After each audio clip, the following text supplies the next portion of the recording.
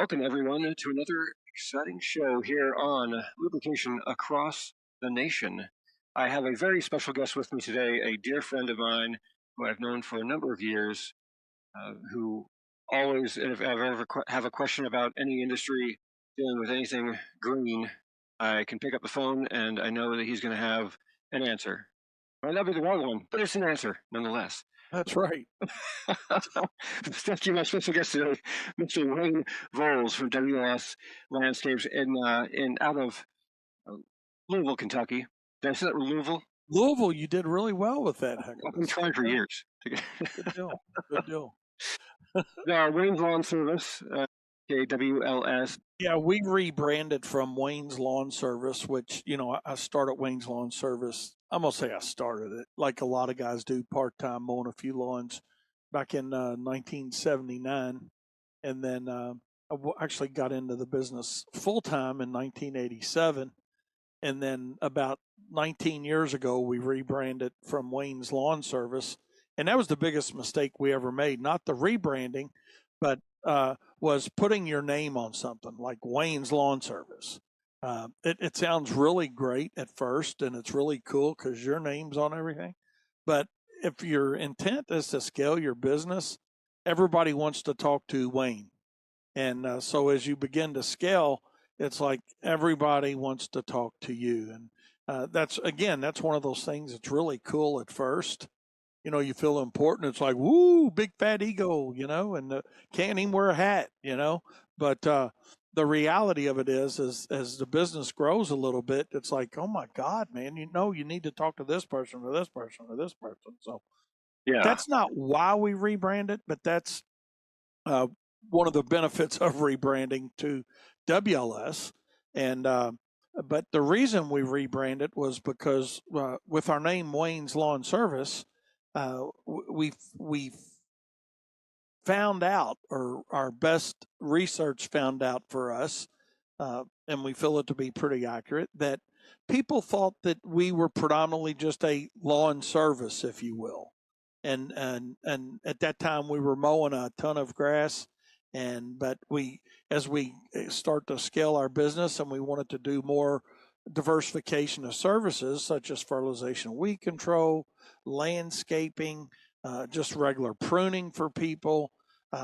They didn't know we did it, even though we made a very concentrated effort to do it. So that's why we rebranded and got lawn service off of our trucks and just went to WLS. So landscaping and hardscaping.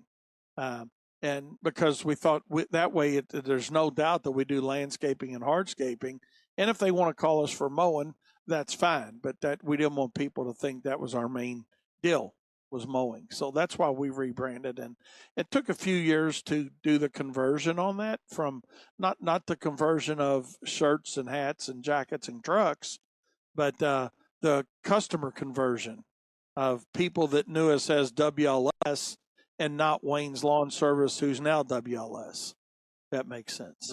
The time you switched over, I mean, you've had, because I know you've, in the length of time you've been in business, you have customers that have been there pretty much from the beginning. Oh yeah, we've still got one of our initial customers. Other than that, they've all died off, unfortunately. And but I guess that's bad for them, but good for us. Not that they've died off, but the longevity and the loyalty that they had with us. And so yeah, we're down to one that started with us in 1986 now as our oldest customer that's remaining. That's crazy. I mean, that's 40 years. Yeah, it is crazy, man. It's hard to believe that I've been in the industry 47 years. I mean, I know I don't look 50, but no, 41. 41. But no, we're going into our 47th year as we approach 2026, and we're looking forward to that. And made a lot of mistakes along the way.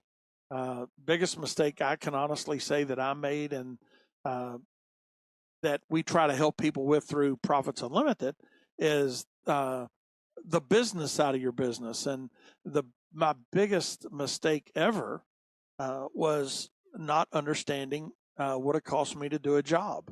And because I did it, like when I got into the industry, I was doing it like everybody else was doing it, like, hey, what you charge, what you charge, what you charge. That was one methodology. The other methodology was, and this is going to sound crazy, but if guys watching this podcast are honest to themselves, they've done it or know are doing it. Ask the customer, hey, what's it going to take to get your work? You know, uh, Yeah. so that's definitely problematic. I've yet to walk into a restaurant or a store and say, and them tell me, hey, what I got to sell you this for you to buy it? But that's what we do as an industry. And, like I tell guys all the time, Russell, you don't have to believe Wayne Volz in this, even though I'm one of the few with the longevity that we've got in the country. There's quite a few old timers out there, but there's a whole lot more failures out there. And we're not failing because we're lazy. We're failing because we just don't have the right business models implemented within our business. We're too hung up with mowing grass and no diversification and thinking we're making more than what we're making. But the reality of it is, it's either a second job for you, it's a hobby, and you think, well, I don't need to charge what somebody else needs to charge. No, absolutely not, man. Charge what you need to charge based on your overhead, your use rates, and your desired profit margin. And that's how you can be confident in a bidding process. And if that puts you at $20 a lawn or $2,000 a lawn or anything in between, that where you need to be. And that's the mistake I made. That's the mistake that most contractors make in our industry. And that's why the failure rates are so high. It's not because we don't buy lawnmowers, trucks, trailers, weed eaters, and blowers. It's because we don't know how to recover the cost of those equipments that we're buying and using. Well, how long were you in the industry, as a viable thing? You started up but like from the time you're like, okay, yeah, this is going to be a thing. I'm going to keep on doing this until the point where you're like, okay, what the hell is going on here? Yeah, well, here's what happened to me. Like I said, I started in high school, like a lot of people do, in 1979, and finished high school out mowing a few yards. Went through college mowing some few yards. When I graduated college, I got a real job, as I call it, quote unquote. A corporate America job with that high-powered degree of mine, and working at night. And I joke when I say that high-powered degree because I had a business degree that said I could run your business, but I couldn't run my own. So, so I could. I laugh about it now, but guys appreciate the honesty in that shit. But you know, the when I went into this full time, when I resigned that position in June of 1987, is when I realized that I didn't need more work. What was broke in my business once I tried to live on it was my cost structure. And so between 1979 and 1987, I got myself about $89,000 and some change in debt, buying trucks and equipment and, hiring a couple people and thinking I needed more work versus the real problem was I didn't know what it cost me to pull up in front of Miss Smith's yard. And what turned that light on for me one day was I had went to our state association's um, annual meeting, and I was sitting in a marketing class because I was still trying to figure out how to get more customers. I thought I was going to fix it with more customers, and then if that worked, then I had to figure out. I had to talk to God and see what we could do about getting more daylight, to fit these more customers in. And but on a more serious note, reality side of it, I was sitting in a marketing class being put on by a gentleman by the name of Dr. Staglin out of the University of Kentucky, and he was going through a cost sheet. And what he was showing us was how, at that point, the example he was doing was how Nike recovered the cost of their advertising and put it into their shoe cost. And that's when my college education finally kicked in. I thought, I don't know what caused the epiphany, but I was like, damn, man, this sheet will work for lawnmowers and trucks and trailers. And I just got to adjust what's the input is. Okay. From hey, what did I pay for it? Is it financed? What are my use rates on it? What's my anticipated fuel consumption going to be? What's my maintenance going to be? How long am I going to keep this lawnmower? 3 years, 2 years, 5 years? So I had to start thinking like a business. And that's when I start thinking like a business. And when we implemented that in 1987, it was mid 1987. By 1990, we were going in a really solid direction. It took a year to implement, a couple of years to fix our problems, but that's when I thought, you know what? There's a whole lot of people in the United States and Canada with the same problem that I've got.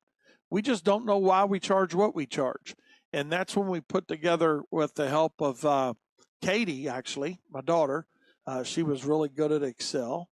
And we started out with paper sheets, for God's sakes, and a manual called Bidding and Contracts, Your Key to Success. And we sold that manual across the country in a magazine called Pro. I don't know if you're old enough to even remember that, heck of us, but it was a real big, oversized industry magazine. And they did that on purpose. Okay. Like 11 by 18 or something? So, like it was much bigger than a traditional magazine. But anyway, so we put this manual this 47-page manual on how to bid a job with these call sheets in the back of that classified section. As for Google and internet, okay? So just so for you young guys listening, you're like, what the hell did you do that for? Well, because the internet wasn't out there. We hadn't had, who's the dude that came up with the internet, the vice president? Yeah, Al Gore. So we didn't have that yet. So we start selling a few of these manuals, and we're like, damn, there's really, hey, there are guys like us out there that want help on bidding a job. And so that's how Profits Unlimited started. And then when my dad retired, I'll give you a quick, I don't know if I shared this story with you. My dad retired from his corporate America job in 1990 as well.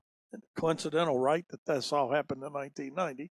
And he saw the benefit, because that's what he did. He traveled and and worked in 6 states traveling, and in a sales position initially. And he's like, man, we need to do seminars, Wayne. He said, you need to do a seminar on this, and to help these guys. They'll pay for it. And that's when we started Profits Unlimited full scale, as far as doing seminars and consulting, and went in the right direction with that. And since that time, we've went from just bidding and contracts, Your Key to Success, as a printed manual, to 7 printed manuals and 8 different spreadsheets for quick estimators, we call them, for snow and ice management. Our call sheets are now in a standalone product called Know Why You Charge What You Charge, and fertilization and weed control, marketing. So basically what we do for a person is we don't sell software. Whatever flavor software you like, use it. Okay. But the core problem with most software out there, including the one that we use at Wayne's Lawn Service, and I'm not going to use any name, but it's Single Ops, and I like Single Ops, and I like their whole crew, but and we pay $1,000 a month for it here, okay? But my point is this, and I'm not just Single Ops, not just ABC, fill in the blank of any software that's out there. The problem with it is they all want to tell you that their software, hey man, with us, we'll tell you what you're making, what you're losing, what your profitability is. But what I've noticed with all of them, they don't show a person how to calculate their individual cost per hour of operation. They tell you to, hey, put your material cost in, put your labor cost in, what do you want to charge per hour in, and then we can tell you what you made. But they're still not telling you how to calculate, hey, I'm paying a guy $25 an hour, or whatever that number may be. They're not showing you, hey, what's that $25 an hour employee really cost you? So when you're putting your input of $150 an hour that you want, or $200 an hour, or whatever it is, it doesn't matter what it is. When you're putting that input into the majority of these softwares, we'll call it, the information out's only as good as the information in. So if I'm not putting, my true cost per hour, let's say, is $115.38 an hour, but I'm guessing I'm putting $100 an hour in, because that's what everybody's doing in my market, my software's spitting a number out for me, but it's not giving me the right number. And you don't have to believe Wayne Volz with this. All you got to do is look at the failure rates for our industry, and guys that are failing are using all different kinds of software. right? And some of them are using none, but they are using fill in the blank on whatever it is. So I'm not saying the software is bad. I'm just saying in order for something to come out right mathematically, and this is Katie's area of expertise, the input's got to be right, you know, and so that's what I suggest for anybody, whether you're doing 10 lawns a week or you're the True Greens of the world, and we know they understand cost. But the point is, regardless of where you fall in there with your company size, the most important thing you're ever going to do for your company is not worry about the pretty stripes that we all show on Facebook and say, look at them stripes, you know.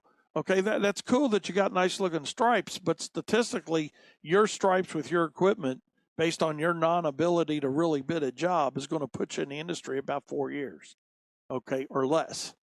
So fix it for yourself. Don't fix it for anybody but yourself. Because what I caught myself doing was this right here, Russell. I took my finger and said, he's killing us, she's killing us, they're killing us. I was pointing everybody out. But then one day in my epiphany said, look, hey, there's the pointer finger pointing you out.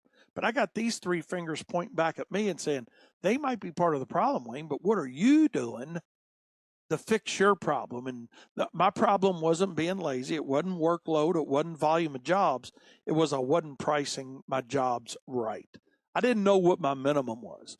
And that's why when I took this Profits Unlimited, this seminar tour that I did for long 12, 15 years across the country, okay, and was talking to contractors, that's why they appreciated it, because I do not tell anybody what to charge per hour. We show them how to calculate their break even point based on their overhead, their use rates, and their desired profit margin. And what they charge above and beyond that is up to them, but at least they're not going to undersell their services. Absolutely. And well, and the I'm glad you made the distinction of the software part of things, that that yes, the software does work, but you got to use it as a tool. Right? It's another tool in the toolbox. You got to make sure you have everything you need, and like you said, if you don't have that exact breakdown, especially with today, I mean, it's mowers aren't cheap. Nothing's cheap. You know, No. and so when you're looking at having to finance things and everything else, you can't be underbidding jobs and then have the coolest equipment out there. So what we do is, yeah, that's it, and that's what we do. We go out and we ego buy equipment. We buy. I remember the first 36-inch lawnmower I bought, man, was like $3,200, and now that same lawnmower is 14,000 or more. Or buying a car And these days.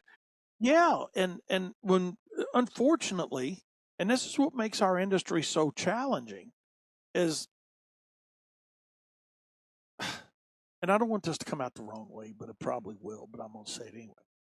That's what makes it so challenging. You go buy a lawnmower, a trimmer, a blower, a truck, a trailer. It doesn't come with a little sticker that says, hey, charge $9.24 an hour for me, the truck. And your lawnmower doesn't say charge $6.53 an hour. And your string trimmer doesn't say charge $1.28 an hour. But we don't know how to do it. We don't know how to break that down. So what a lot of contractors do, and I'll give them an A for effort on this, because I didn't even think of this at first. They say, hey, man, last year I made $100,000 gross revenue, and I did this many hours of service. This is what I need per hour.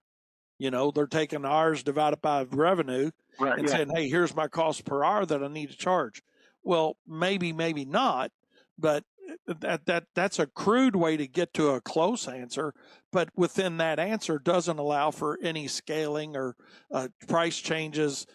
Doesn't allow for any type of, hey, I hire somebody else. Well, then that's going to change my direct cost per hour because of that additional labor. Now, theoretically, I should get more work completed, but in the world of economics, it has taught me that there's something, and this is a real thing. Heck of as you read a lot, and you're smarter than I am. I swear to God, I mean that. But it's called the law of diminishing returns, where you can, where you get too much and too many people. Let's just look at it from a labor standpoint. It could be labor. It could be too big of a piece of equipment. At some point, more is not faster or more efficient. Okay. So a lot of times what puts a guy or a contractor right out of business is they either try to hire more people or buy more equipment or both to increase efficiencies to get more jobs done. But when you don't know how to calculate the cost of Russell and Wayne, and we don't know how to calculate, hey, what's our hourly? Because, let's just take a truck for an example, because that can apply to any service anybody's offering. And our know why you charge what you charge information applies to any service related businesses where you've got equipment and labor and overhead. Those are the three ingredients. It's like making a good cake, man. You got to have some batter, you got to have some milk, there's a few things you got to need to push together. And when you're pushing together cost, we got to understand what's our additional overhead above and beyond direct and indirect cost on equipment and maintenance, and projected growth expenses that we're going to have. We're in a nice building here, but when we didn't have this building, we were paying $80 a month for a storage facility. Hey, if I wasn't calculating for growth in a different building down the road because of scaling, I'd have never been able to make that move. My pricing structure. So there's a lot of things that get into, hey, what are my goals? What's next year's goal? Everybody wants to talk about, well, I have a lot of guys say, well, I just want to be in business. Cool. Let's start there. So, but how do we stay in business? And we stay in business by understanding where we're at and where we want to go. Because looking in the mirror is that's 100% accurate, right? We know what happened 5 seconds ago, 5 minutes ago, 5 months ago, 5 years ago. But what we're not sure about is when we look out that windshield and we're driving down the road, what's ahead? So we got to do our best to project what's going to be ahead for our business. If it's diversification, what does that mean? What does that cost? If it's, hey, let's do less mowing and more landscaping, because like Daniel says all the time, we all get 24 hours a day. That's a fixed. How we use those 24 hours is up to us. So the transition that takes place or should take place for most people is, and this is even if you're a one truck operation, I want you guys to understand this, to know that this isn't BS. I'm spilling out of this pie hole, man. The reality of it is we got to offer more profitable services. Mowing gets us started, but mowing puts a large percentage of this industry in the grave. And it's because we get to the point where we've run out of daylight, we've run out of equipment purchases, our credit line's extended as far as we can get it, and we're still not making any money. We got a good cash flow. The way I start every seminar is talk about my history between 79 and 87, being $90,000 in debt. But at that point in time, my brother and I, as a 2-truck operation, was doing about $300K a year, but we were spending $310, so the volume didn't matter. Yeah. And that's what a lot of guys have a hard time understanding is, hey, I want to get to that 100,000, or I want to get to 500,000, or I want to get to 1 million, or I want, well, that's cool. I tell the guys all the time, I'd rather you tell me, hey, man, I'm a 1-truck operation. I did 150,000 last year, and I kept 30% of it net profit. That's a damn successful company. But where we lose a lot of times in our industry and we get lost is we get lost in the fact of, hey, well, here's what I had left and I'm paying myself out of that profit. No, then that's not your profit. You're an expense to even as a 1-truck operation, you are an expense to your company. Until you open your eyes to that and understand that, you don't pay yourself out of profit. You're just the same as any other labor that you would have involved. You're an expense to that company. Profit is, what's left after all expenses are paid. That's, the dead presidents that you're keeping in your pocket after you've been paid, all your expenses have been paid, all your debt's been serviced. That's your net profit. Not, hey, I took in $1,000 today and I spent 30 in fuel and I had $200 in help and I spent 150 in mulch and we're calling it a day and my net profits, whatever that number ends up being. No, that's not right. We got pins, we got hats, we got shirts, We got cell phones. We got a company credit card that we take our wife out to eat on or our significant other out to eat on that the company pays the bills. That's all additional overhead. And as an industry, many of us think about direct and indirect cost, which are direct cost is, your equipment, your financing, things that's not going to change based on how much you use that equipment. Okay. But then we got our indirect cost that are fuel, maintenance, repairs, downtime. Okay. So we think direct and indirect costs, but we don't think about the additional overhead. All the money that we spend, you got how many times, heck of us, haven't you heard of guys, man, I buy my crew lunch every day, or I buy, we go in and Yeah. That's an expense. I'm not saying don't do it. I'm just saying, hey, that's a cost of doing business. And yeah, you have to You know, factor it. Yeah. our refrigerator in here in our office has got all kinds of drinks in it, all kinds of snacks in it for everybody that works here. But that's a cost of doing business. That's an expense we have. And so we don't think about our cost enough. Well, where do you think in your time in the business, and especially with the consulting side of it and doing the Profits Unlimited, is there a big difference percentage wise between when guys are in trouble? Is it typically labor, or is it typically on the equipment side that they kind of fall into that trouble with? Well, we hear people complain about labor all the time, right? And that's not a new thing. I complained about labor in 1979 when I was trying to get my best friend to help me, but I couldn't get his ass out of bed, you know? So that's not a new problem. That's an issue. But I think our main problem really is us as an industry not knowing and understanding how to calculate cost per hour of operation for our company. You know, uh, if that's right, if you understand that process, what it allows you to do then is go out and find better people. Okay, you know, uh, because if I know that, hey, I can't get this done, it goes back to that Albert Einstein thing. I think he's the one that said about repeating the same thing over and over and expecting a different result. You Yeah, know, of insanity. yeah, and I think that's what it is. The problem for our industry, it's been the same for 47 years that I've seen. We don't understand cost. We work too hard for not enough, and we complain about employees, you know, and that's not changed in 50 years, and it probably won't change in the next 50 years. Now, manufacturers have tried to help us with the employee side with different equipment. Now we're seeing robotic equipment, more efficient equipment that requires less people, so the manufacturing side is helping us as an industry, but we're still not helping ourselves as business owners in understanding the fundamental, and that is what's it cost us to do the job, whether we're hanging lights, whether we're doing landscape lighting, whether we're running a string trimmer. Doesn't matter what we're doing, we got to understand cost. And until we really understand cost and not base it on what I think the market will bear, what my customer's willing to pay, I was making $20 an hour at my real job, and I go out and mow 3 yards an hour now, and that's $90. Man, I'm making 3 times, 4 times the money. No, you're not. You're really not. It's like me when I had my corporate America job, and I'd go out and mow at night. Well, my corporate America income was paying my truck payment, you know? So we trick ourselves into thinking, and that's what I love seeing on social media a lot. These guys that say, oh man, I'm making 40%, 50% or greater. My profit's 60% on mowing.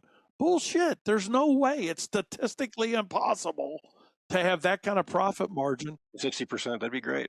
I mean, statistically impossible. I mean, the top 20% in the country are somewhere close to that. I haven't looked it up recently, real recently, but the top 20% in the country are enjoying margins of anywhere between 18 and 22%. So don't tell me Chuck in a truck who's doesn't have anything other than his girlfriend on his mind and mowing 20 lawns a week is at 60%. No, he hadn't calculated fuel costs, maintenance costs, insurance costs. He's just saying, hey, I bought $80 worth of fuel this week. It cost me 5 hours of time to mow these 15 lawns that I've got. I made X number of dollars, No, you really didn't. Not even factoring in that time because it's like, well, I'm not, I don't pay, I'm not an employee, so Yeah, they'll factor in that their own time, kind of like you were saying earlier with paying myself out of profit. yeah, yeah. No, you don't pay yourself out of profit, and you're an expense to your company just like everybody else is. Well, then question for you on the aspect of scaling and things of that nature. So I think, in this industry, there's two different ways that I look at as scaling. There's scaling as far as big, getting a bigger operation of what you're doing. Let's say it's mowing, so picking up more counts, things like that. But I think there's also, which I see a lot, the bigger trend now is a lot of the guys have the mowing side of things, and it's kind of that recurring revenue that they have just to kind of keep lights on scenario. But then they're branching out, and instead of trying to grow those accounts, they're actually scaling by bringing on different sides of the industry, whether it's hardscaping, whether it's landscape lighting, Correct. The all the key to success is diversification. And that's just the reality of it. If you want to accept that fact, then you will move along. And like I said, even as a one truck operation, you don't have to spend 4 or 5 days a week mowing lawns. Mow 2 or 3 days a week, feel comfortable with the recurring revenue of that, but sell the other 2 or 3 days a week for mulching, landscape work. You don't have to be a jack of all trades. But what I was doing and what I found myself very guilty of, and what I called it was giving the good stuff away. I was out there mowing grass, get behind because of rain. Now I'm mowing this much grass instead of this much grass, but I'm still getting X number of dollars a week for it. But if I go out and treat a lawn, it doesn't matter if it's today, tomorrow, or the next day.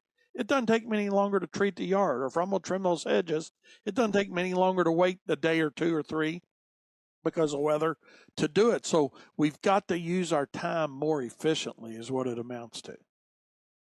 And here's something that I want everybody watching this to think about too, and ask yourself this, because you know uh, I've done literally hundreds of presentations in my time, and something that I've never seen, never, and I can say never, and I don't use always or never very often, but this is one time I can do it.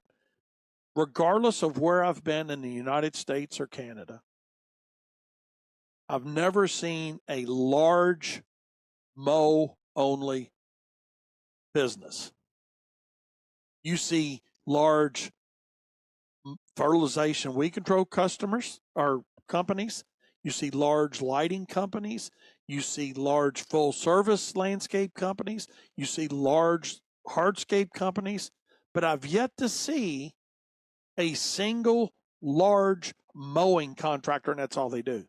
And it's because they can't, the overhead's so great that the margin gets so small that even regardless of volume, they get smart. And you guys can Google this. You don't have to, again, don't believe me. Look, now you can Google shit to find out if Wayne's lying to you or not, you know.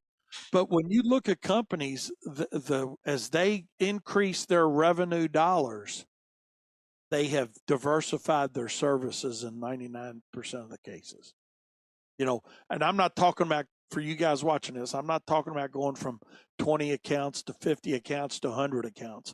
I'm talking when you really start playing baseball and get out of the wiffle ball game, right? When you really start playing baseball and want to scale your company, make some money, make some good profit, but the first thing you got to realize is this, that the foremost and fundamental aim of any company is to grow something that somebody wants to buy. That's it. yeah. It's otherwise all you've created is a job for yourself. And I was a job creator for Wayne for 30 years. I ain't gonna lie. I created a nice ass job for myself for about 30 years. But the last 17 of those, I decided, you know what, shit, we got to think a little differently. We got to think a little differently around here. Even though, hey, it doesn't sound like, going back 17 years, that's not very long. You've been doing this for what took so long? What took so long was I mowed too much grass for too long. And until we really diversified into additional services and promoted those services, we were not using our daylight efficiently when it came to our full service landscaping business. And I will give that credit to Kyle. Kyle's the one, when he came in full time, he's like, man, we need to do more landscaping. This mowing's a pain in the ass. And you get a lot of complaints. You missed a blade of grass, you left the leaf on my driveway, whatever it is. And so I'm not minimizing complaints. That's a different podcast for another day. But what I am saying is, if you really want to be more successful with your business, regardless if you're one truck or multiple trucks, whatever it is you want to get to, diversify your services, do less work at a better margin, and now you're not rushing to get the jobs done. And that's what happened. We pushed, not we, Wayne. Wayne built a company that we had to rush to get the jobs done because we didn't understand costs. We weren't charging enough. We thought we needed more work. Let's flip that concept around and say, okay, why do we go out of business? Pricing for profit, right? We don't understand pricing structure. Okay. The next big problem we got is we try to fix it with more work. So where's that go back to? We can't do the job as good as we want to, so we start skimping. So now customer satisfaction becomes a problem. Now, what do we have control over? We've got control over pricing. You're the owner. You can charge what the hell you want. You want to charge a dime? Charge a dime. Want to charge whatever you want, charge. But you control pricing and you control quality, or you control the input of time given to the quality of the job. But if I've got too many accounts that I'm trying to get serviced in a given amount of time and I can't do it, what gives? The quality gives. Okay. Now when the quality gives, the customer gets pissed and they fire you. So now you don't have loyalty. So now the reality of it, this takes us down a completely different path. But this is something I want you guys to think about, and we can talk about it another day. But what's more important to you? Customer satisfaction or customer loyalty? The only answer is loyalty. Loyalty is the most important thing. Okay. And here's why. If you've been in this business any longer than 5 minutes, okay, that's a stretch. It's a couple years, okay. You've had a satisfied customer call you and fire you. You've got that phone call that says, hey, Wayne, y'all doing a great job, but you know what? I got a lady I work with. Her husband just started a lawn care business. I'm going to let him do the job. You had a perfectly satisfied customer, but guess what? They're no longer loyal. So you got to ask yourself, what are you going to do to create loyalty? Now, the way you create loyalty is by not just good service, but charge enough so you can provide good service. Then if you got a quality problem, then you go back and talk to whoever's taking care of that property. Hey, look, why are we having this quality problem? You're not being rushed, you're not being pushed on jobs to get more jobs done in a day. Okay, because it all boils down to loyalty. So loyalty is ahead of customer satisfaction in my mind. And simply based on that example I just give, that if we've all been fired by customers that are happy but are going to try to let somebody else start their own company, or I got a friend that's doing it now and they need help, and I'm like, well, so do we, man. Just because we got multiple trucks and a lot of people, it doesn't mean we don't need to work. So, but loyalty's key. Loyalty's key. And the only way you can create loyalty is charge enough for the job, do the job right most of the time. And I am a firm believer. Here's another reason you don't want to mow. Daniel, we'll talk about this. Another reason you don't want to mow is because what do you have to do? Now here's what I mean by that, Russell. There's not too many jobs or sales positions in this country where, in our market, for an example, we have about a 37 to a 40 week season. Now, I know some markets up in the Northeast have 24 weeks. Okay. Markets down south may have 50, 52 weeks or any. You got different ranges, different markets. But my point's this: when you're mowing lawns, you got to satisfy the same customer over and over and over and over and over again. Okay. All for the measly fee of $70 or $60 to cut their yard. But if I go in and install a landscape for somebody, let's just keep it cheap, $3,000. Okay. If I go in and do a little trimming, a little mulching, put a few plants in, whatever, it's a $3,000 job. It's done quickly. They're happy. And I don't have to go back next week and do it again. And the next week, and the next week, and the next week, trying to keep them happy over and over and over again. I've got a one-time target of satisfying that customer. And then next week or next year or the fall, whatever, again, based on the market, the reoccurring revenue comes in not 37 times a year, but maybe 2 or 3 times in a year. So that satisfaction doesn't have to be 35 times a year with somebody. That makes sense. Oh, yeah. Well, I mean, it's a good breakdown when you put it that way as well. When you say a lot of people don't, they understand they're going back every week, but they don't. I don't think they equate that customer satisfaction so many times. Like you just said, where you do install one-time satisfaction scenario, you do that reoccurring service. You've got to do that exact same service every single week, or however often. Hopefully, you're doing it not once a month or 2 weeks, but it's.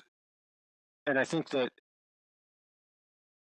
with the way with the ease of the industry, this being one of the easiest industries to get into when it comes to just the bare bones, like you could do it with a push mower, and a bicycle. Oh, that's right. It's easy enter. You get in there and you start doing it. So a lot of folks have that, I think, that ideal in mind of it is easy, but then they don't realize the customer service side of that, and then they're the ones complaining that, oh, I've got, I lost X amount of customers this year. I don't know why. Well, and then they further position themselves to be in a bad position by doing biweekly cuts, or tri-weekly cuts are even getting popular around here now. I mean, it's like, really? Yeah. I mean, like, why? Yeah. Why in the world do you want to do that? I just, because a biweekly cut, let's just say it is a 14-day cycle. I got a guy coming in here tomorrow. I'm going to talk to one of our local competitors. That we're going to try to get him squared away a little bit. He's decent sized company, but he's just got a problem on what he's spending his time on. And half of his business is biweekly mowing. Oh, yeah, okay. So all right. So 1 week you're really busy. The next week, what the hell are you doing? The guys, well, I'll fill it in with mulching and headshot. Well, that's fine, but what if that 14-day cycle turns into a 17 or 18-day cycle because of rain? Now, and you're still getting that 50, 60, 70 bucks, whatever a guy's charging. Doesn't matter from this conversation. Sure. Whatever it is, it's not enough. That's the reality of it. Now there's always the outlier job, if you will, that it does make sense maybe to do a biweekly cut, but there's too many guys that do the biweeklies only because that's what the customer wants to do and that's what the customer wants to pay. Some people go to Taco Bell for a taco and some people go to a good Mexican restaurant. There's room for both, right? I mean, there's room for both. Some people go to Texas Roadhouse. Some people want to go to the Brazilian steakhouse. There's room for both. And it doesn't make it wrong or right. The only thing that makes it wrong or right is you, the owner, and you decide what you want your target to be, but know that you can't keep jumping in and out of different lanes because you're going to wreck. You're going to wreck. It's just, when's that wreck going to occur? Yeah, absolutely. Well, and so we're coming up on time here, but I want to get another thought from you real quick. All right. Sorry about rambling on, man. Well, no, I mean, we could go on forever. It needs to be like a mini series basically at this point because there's so many different topics to talk about. I mean, you and I know each other for a long time, so it's I know all these different aspects. I mean, talking about another topic would be when you do scale, what to add on. Like I know your company just added holiday lighting. Yeah, in the last 2 years, we've added landscape lighting and holiday lighting, because we saw the need, we saw the niche. And now both of those services, and specifically the holiday lighting, and we'll talk about that later, we're by no stretch of the imagination know nearly anything of what we need to know about holiday lighting. We know enough to be dangerous on holiday lighting right now. Okay. But we're trying to get the help from the right people to help us grow that. And we have done a good job with that over the course of 2 years of building that up. But the reality of it is you're never too old to, you've never been in business too long or too short of a time to look at a better solution, you Well, know? it's actually funny that you brought that part up because that dovetails right into the question I was going to ask of you is having had that recent experience of scaling into a different sector when you've already been in the business for 40 years, 40 plus years. What would your advice be to somebody out there watching this, listening to it, however they're taking it in? Of they're saying, okay, well, I'm a lawn guy. I want to do something. I want to scale, and I want to do a different sector, a different segment of this industry. Having just gone through that with all of your experience, all the years, what would be your advice to them on how to go about doing that from the start part? The start part is training and education on anything you want to do. Educate yourself first so you can educate your customer on why you're doing what you're doing and what you want to do. And think, you know, for me, and I'm going way back now to when we first started spraying lawns. I'm like, Jesus, that sounds like a great idea to treat yards, but where are we going to get the customers?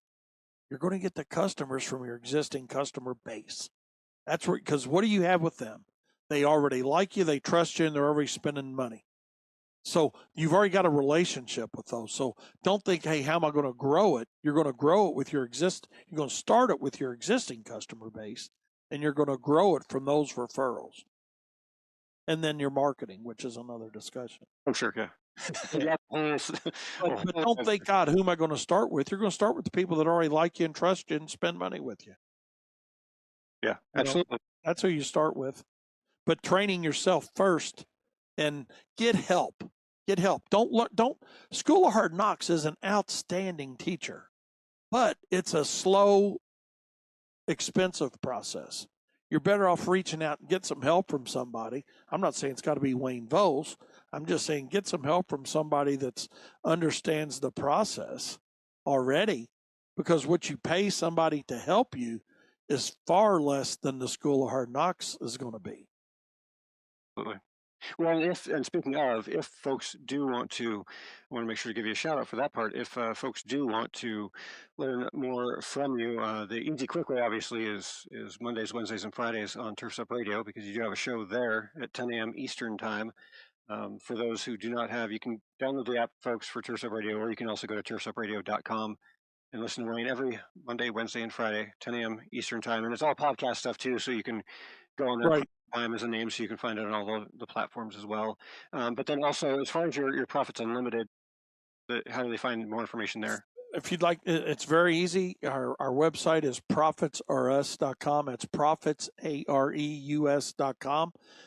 It's got our history on there. It's got who we are on there. It's got hundreds of referrals from contractors all over the country and Canada on there, people that we've helped and have utilized our services and our products.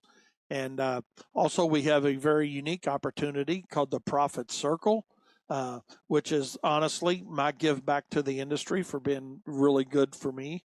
And that is for $20 a month, you get an online group of contractors. It's a closed group of contractors. We have very specific, in depth knowledge that we share, not just Profits Unlimited, but all the professional contractors that are in that group with us. So you can check that out. That's the Profit Circle. And again, you go to our website, Profits Are Us, Profits, PROFITSAREUS.com. And when you open our web page up, right there, you'll see a link to the Profit Circle. And if you don't think it's the best $19 a month or $20 a month you spent in your life, you let us know, man. Because if it's not, you need to get out of the industry because you're stupid. Well, I can speak to Not because of what we're teaching, just the knowledge you've got of all the people in there. absolutely, and You that's know, I mean, you've got a group for yeah. so the beginning of that one with Profit Circle, and I can say it's the think tank on that one that you have access to. Just that part of it alone is Yeah, well worth that spend. yeah. Not including all the other items like you said, everything else involved with that as well. But just being able to be around that group and having that close knit It's amazing. Yeah, and check our bidding information out. If you want to make your life faster and easier, we got quick estimators for, like I said, for landscaping, calculating job cost, and it's not software, it's not reoccurring revenue. You make an investment in a spreadsheets, and you utilize those spreadsheets, and they're going to help your company. I guarantee it. And if not, we give you your money back. It's at free. If you think it's the worst money you've ever spent, or you don't feel like you get a 10x return on it minimum, it's free. Just that simple. We know it works. So all the guys got to be smart enough to do, and I say this with all due respect, is know, hey, what did I pay for it? Is it financed? And how many mowings a year am I getting, or how many lawn applications a year am I getting, or what your use rates are on that specific equipment. And if you need help with that, we can help you figuring that out as well. Pretty simple. Makes sense. Pretty simple, man. Thanks for letting me get on and talk. And if you need to edit the dumb part out, you feel free to do so. Well, I thank you so much, Wayne. I appreciate it. It's been an honor having you on, and I mean, like I said, we could go on for forever. I mean, there's other aspects that we'll definitely I want to have you back on for to talk about more specific, Sure. in that aspect of it. But I appreciate your time, and thank you so much for coming on the show. All right. Thanks, man. We'll talk to you later. Thank you, everybody. This has been another episode of Lubrication Across the Nation, brought to you by DGP, Dynamic Green Products, bio-based, zero compromise. Check us out at changeyouroil.com.